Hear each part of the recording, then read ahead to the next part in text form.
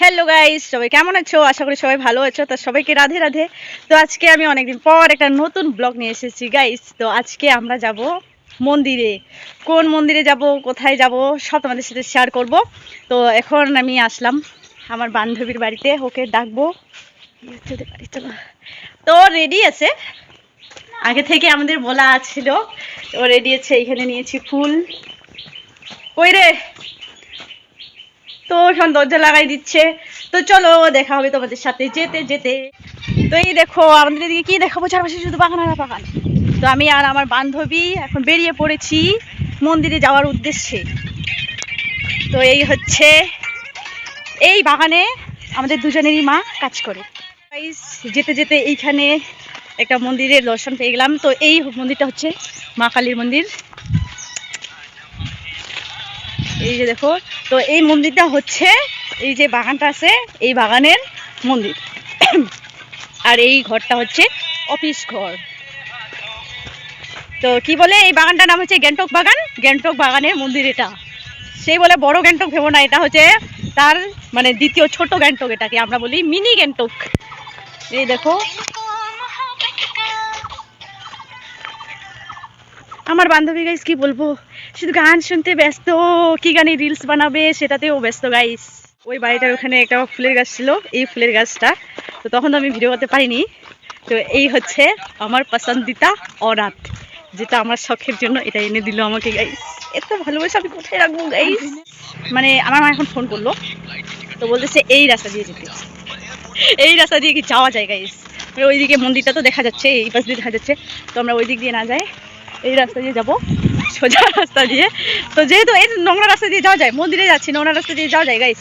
তো এই দিক দিয়ে যাচ্ছি। তো চলো তোমাদের সাথে এখন দেখা হবে মন্দিরের ওইখানে। ফাইনালি আমরা মন্দিরের এখানে চলে এসেছি। তো এই হচ্ছে মন্দির। তো চলো। তো প্রথমে মন্দিরে ঢুকেই আগে আমরা মাকে প্রণাম করে নিলাম, তারপর চারপাশে ঘুরে দেখতেছিলাম। জাস্ট অসাধারণ ছিল ভিউটা, আর মাকে দেখে তো পুরো মনটা ভালো হয়ে গেল। তো এই মন্দিরটা হওয়ার কিন্তু বেশি দিন হয়নি, এই মন্দিরটা নতুন হয়েছে। এতক্ষণে তো তোমরা নিশ্চয়ই বুঝতে পেরেছো এটা কোন মন্দির হতে পারে। হ্যাঁ, এটা হচ্ছে কলকাতার যে দক্ষিণেশ্বরে তারা মায়ের মন্দির আছে, ওটা এখন আমাদের এই দিকে হয়ে গেছে। এইখানে কিন্তু আজকে এখনো পুজো হয়নি, কারণ আজকে যেহেতু লোক নেই সেই জন্য আজকে ঠাকুরমশাই দেরি করে পুজো দিবে, কারণ এখন ঠাকুরমশাই রেডি করতেছে। তো এখানে কিন্তু অমাবস্যা পূর্ণিমার দিনে করে অনেক দূর দূর থেকে লোক আসে পুজো দিতে। আর এখানে কিন্তু সেদিন করে প্রচণ্ড ভিড় হয়। এইখানে তারা মায়ের পাশেই একটা শিব মন্দির আছে। তো এইখানে যদি তোমরা পুজো দিতে আসতে চাও, তোমরা যে কোনো টাইমে আসলেই পুজো দিতে পারবে। তো গাইস, তোমাদেরকে তারামার মন্দির কেমন লাগলো অবশ্যই কমেন্টে জানাবে। আমার তো মানে তারামার কে দর্শন করতে পেরে অনেক শান্তি লাগতেছে এখন গাইস। এত সুন্দর তারামাকে দেখে তো আমি টান টান ঝুরিয়ে গেল। তো এখন কলকাতায় যাওয়ার দরকার নেই, জলপাইগুড়ির এদিকেই হয়ে গেছে তারামার মন্দির। তো আমরা কে কে আসতে চাও, যদি আসতে চাও অবশ্যই কমেন্টে জানাবে, তোমাদেরকে আমি লোকেশন দিয়ে দেবো। তো আজকে যেহেতু আমরা ফুল নিয়ে এসেছি শুধু, সেই জন্য আমরা শুধু দর্শন করেই চলে যাচ্ছি। পরের বৃহস্পতিবার হচ্ছে অমাবস্যা আছে, তখন আমরা আবার আসবো পুজো দিতে, তখন তোমাদের সাথে আবার শেয়ার করবো। তো তোমাদেরকে কেমন লাগলো অবশ্যই কমেন্টে জানাবে। এই হচ্ছে মন্দির, আমরা এখন বাড়ি যাচ্ছি। যেহেতু আমরা আজকে ফলমূল নিয়ে আসিনি, পুজো দিতেও আসিনি, শুধু দর্শন করতে এসেছিলাম। অনেকদিন থেকে আসার ইচ্ছা ছিল, আসতে পারতেছিলাম না, তাই আজকে সময় বের করে আসলাম। তো পরের বৃহস্পতিবার আবার পুজো দিতে আসবো, সেটাও শেয়ার করব। তো এই তোমরাও চলে এসো গাইস তাড়াতাড়ি করে আমাদের এদিকে তারামার মন্দিরে, তোমাদেরও মন হালকা হয়ে যাবে গাইস। এটা কিন্তু একদম ঠিক কথা, তোমাদেরও মন ভালো হয়ে যাবে। যেরকম আমাদের মন আজকে ভালো হয়ে গেল, আমরা আবার আসবো পুজো দিতে, তখন তো নিশ্চয়ই তখনও সেটা শেয়ার করব।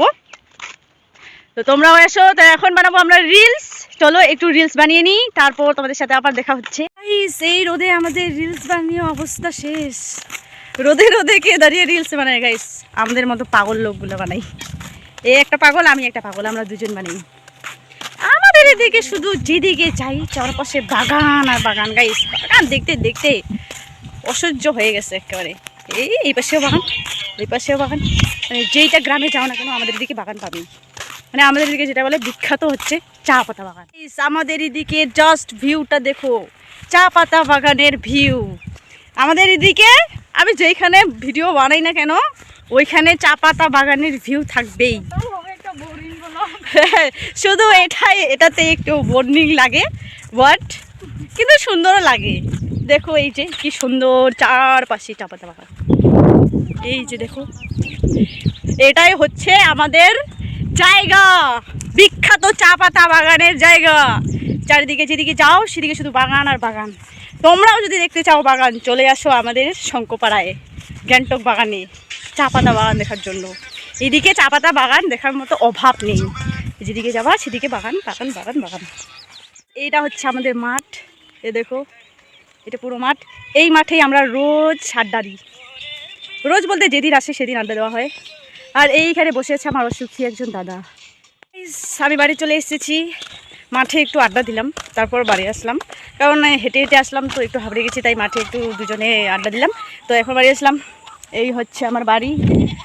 তো আমার আজকের ব্লগটি তোমাদের কেমন লাগলো অবশ্যই কমেন্টে জানাবে, আর ভালো লাগলে অবশ্যই লাইক কমেন্ট শেয়ার ফলো করে দিবা।